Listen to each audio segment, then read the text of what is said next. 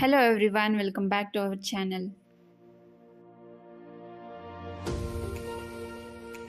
ಇವತ್ತಿನ ರೆಸಿಪಿಯಲ್ಲಿ ತುಂಬಾನೇ ಕ್ವಿಕ್ ಆಗಿ ಮತ್ತೆ ಕ್ರಿಸ್ಪಿಯಾಗಿ ಆಲೂ ಕಬಾಬ್ ಮಾಡೋದು ಹೇಗೆ ಅಂತ ನೋಡೋಣ.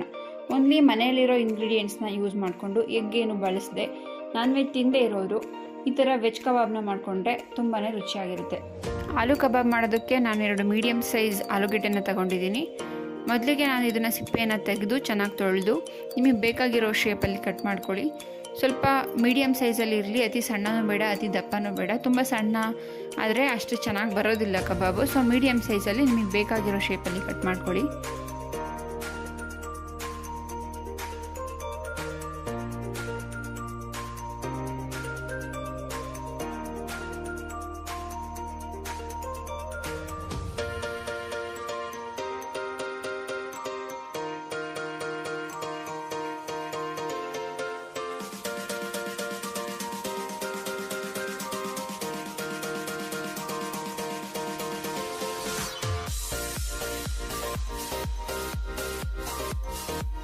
ನೋಡಿ, ಆಲೂಗೆಡ್ಡೆ ಎಲ್ಲ ಕಟ್ ಮಾಡಿದ್ದು ಆಗಿದೆ. ಈಗ ಇದನ್ನು ಸ್ವಲ್ಪ ಬೇಯಿಸ್ಕೋಬೇಕು.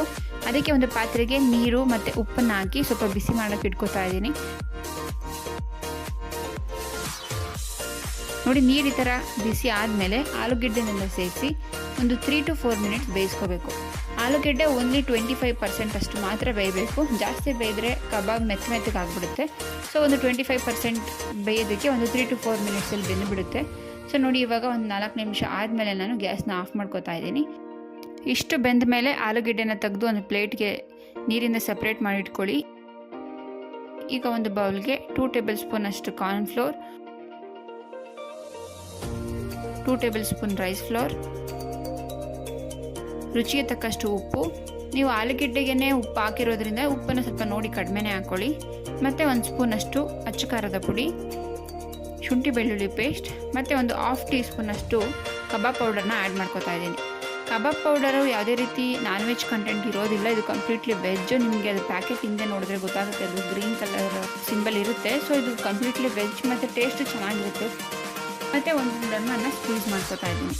ಇದನ್ನೆಲ್ಲ ಚೆನ್ನಾಗಿ ಮಿಕ್ಸ್ ಮಾಡಿ ಸ್ವಲ್ಪನೇ ನೀರು ಹಾಕ್ಕೊಂಡು ಮಿಕ್ಸ್ ಮಾಡ್ಕೋಬೇಕು. ಒಬ್ಬೊಬ್ಬರು ಎಗ್ ಹಾಕು ಕೂಡ ಮಾಡ್ಕೋತಾರೆ, ಬಟ್ ಇದು ವೆಜ್ ಅವರು ತಿನ್ನೋದಾದರೆ ಇದು ಎಗ್ನ ಒಬ್ಬರು ತಿನ್ನೋದಕ್ಕೆ ಇಷ್ಟಪಡೋದಿಲ್ಲ.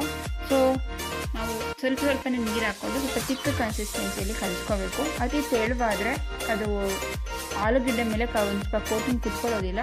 ಸೊ ಸ್ವಲ್ಪ ಚಿಕ್ಕ ಕನ್ಸಿಸ್ಟೆನ್ಸಿಯಲ್ಲಿ ಸ್ವಲ್ಪನೇ ನೀರು ಹಾಕ್ಕೊಂಡು ಕಲಿಸ್ಕೊಳ್ಳಿ.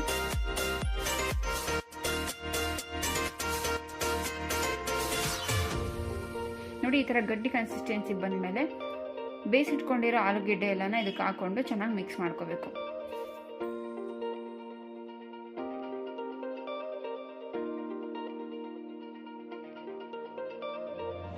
ನೋಡಿ, ಈ ಥರ ಆಲೂಗೆಡ್ಡೆ ಎಲ್ಲ ಚೆನ್ನಾಗಿ ಮಿಕ್ಸ್ ಮಾಡ್ಕೊಂಡಿದ್ದು ಆದಮೇಲೆ ಒಂದು 30 ಮಿನಿಟ್ಸ್ ಮ್ಯಾರಿನೇಟ್ ಆಗೋದಕ್ಕೆ ಇಡಬೇಕಾಗುತ್ತೆ.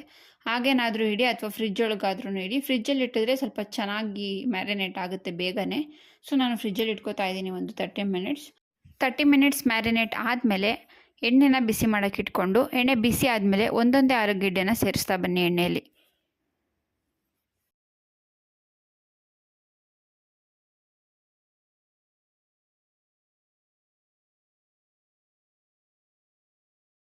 ನೋಡಿ, ಈ ಥರ ಎಣ್ಣೆಯಲ್ಲಿ ಫ್ರೈ ಮಾಡಿಕೊಂಡು ಕಲರ್ ಚೇಂಜ್ ಆಗೋದು ಗೊತ್ತಾಗುತ್ತೆ ನಿಮಗೆ, ಅಲ್ಲಿವರೆಗೂ ಬೇಯಿಸ್ಕೊಳ್ಳಿ. ಅಥವಾ ಇಲ್ಲಿ ಏನು ಎಣ್ಣೆಯಲ್ಲಿ ಬಬಲ್ಸ್ ಕಾಣಿಸ್ತಾ ಇದೆ, ಈ ಬಬಲ್ಸ್ ಎಲ್ಲ ಕಡಿಮೆ ಆಗುತ್ತೆ ಇದು ಆಲೂಗೆಡ್ಡೆ ಬೆಂದಾದಮೇಲೆ. ಆ ಟೈಮಲ್ಲಿ ನೀವು ಆಲೂಗೆಡ್ಡೆನ ತೆಗೆದ್ರೆ ಕ್ರಿಸ್ಪಿ ಆಲೂ ಕಬಾಬ್ ರೆಡಿ ಆಗುತ್ತೆ.